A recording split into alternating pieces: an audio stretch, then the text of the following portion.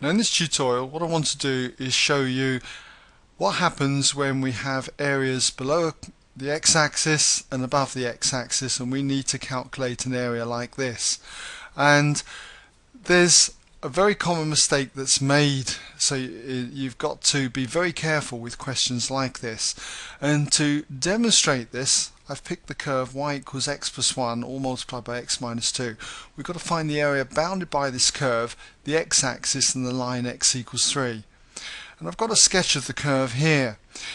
It crosses the x-axis at minus 1 and 2, and we've got the line here x equals 3, and we've got to find this area shaded in green. Now we've seen in the past that to get area we need to integrate the equation of the curve with respect to x and put in various limits. And it's very tempting in questions like this to put the integral going from minus 1 to 3. If you do that, you will be wrong. Okay? And I just want to demonstrate why this is so. You may remember in an earlier tutorial I showed you that if you had an area underneath the x-axis and you did an integral, in this case say you integrated the curve from minus 1 to 2, it would come out as a negative number. Let's say for argument's sake it comes out at minus 3. We know that the area then has to be 3 units. If we integrated our curve between x equals 2 and x equals 3, because this section's above the x-axis, we can expect this to come out as the area. It will come out as a positive number. Let's say 1. Okay, 1 unit of area. Now in total there's going to be a total of 3 and 1, 4 units of area. But if we did the integral from minus 1 to 3, it would have come out at minus 2. Minus 3 add 1, minus 2. And it's no good saying that the area would be 2 because we've seen that it's not. It would be 4 if this were the case. So you've got to do questions like this in stages. And I'll show you through this example. We'll work out the actual values that we get for these areas rather than my made up ones, minus 3 and 1. Alright? So we'll just take these out. Let's remove those.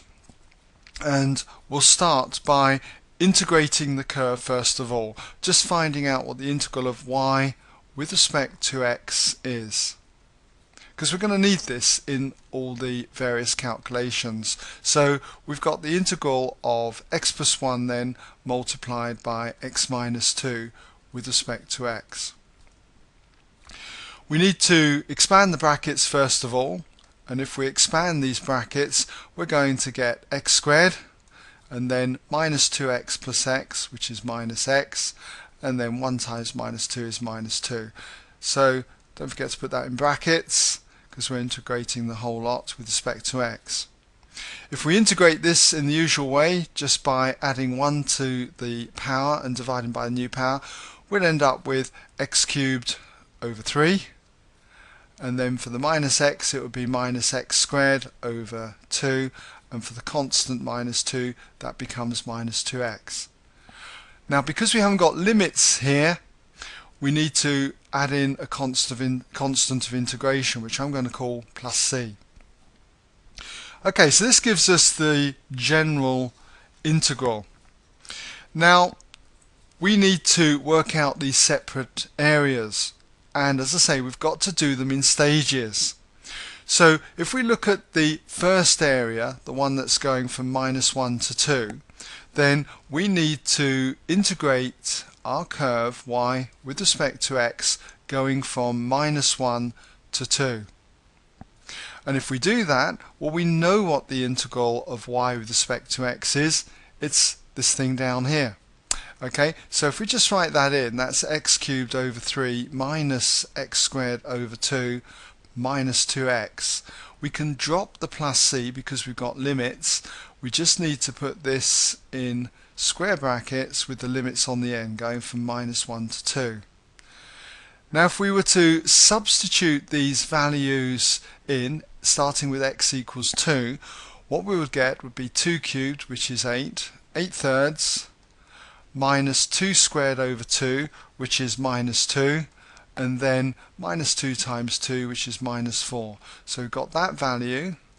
Then we subtract what we get when we put minus 1 through.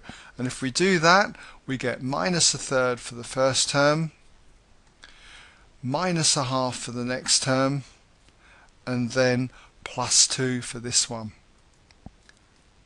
Work all of this out and you end up with a value of minus 9 over 2. Now we know that this area here can't be minus 9 over 2. It's got to be 9 over 2. Let's just write minus 9 over 2 in though. Okay, minus 9 over 2 there.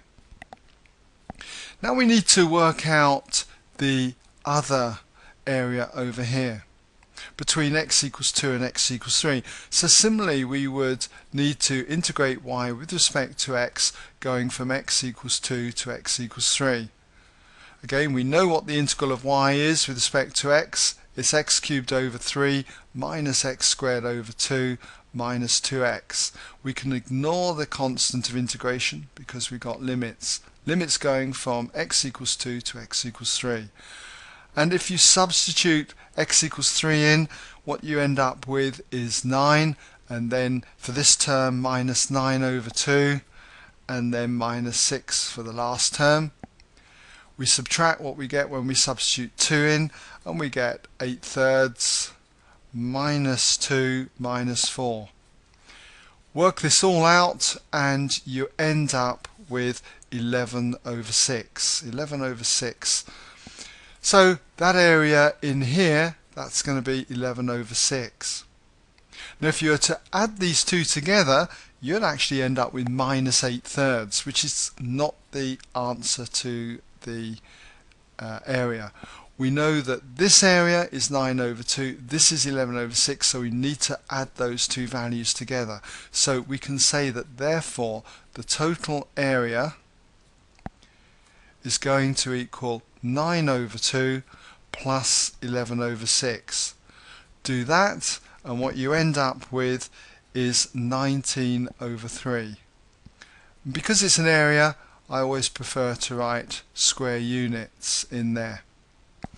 But just want to draw your attention to the fact that if you were to integrate y with respect to x going from minus 1 here to 3 in one go, what you would end up with is the result of minus 9 over 2 plus 11 over 6. That comes out at minus 8 thirds. And it's no good changing that to plus 8 thirds because, as you can see, the area turns out to be 19 thirds. So don't make that mistake. Alright? Okay, well that brings us now to the end of this tutorial where we work out an area below and above the x-axis.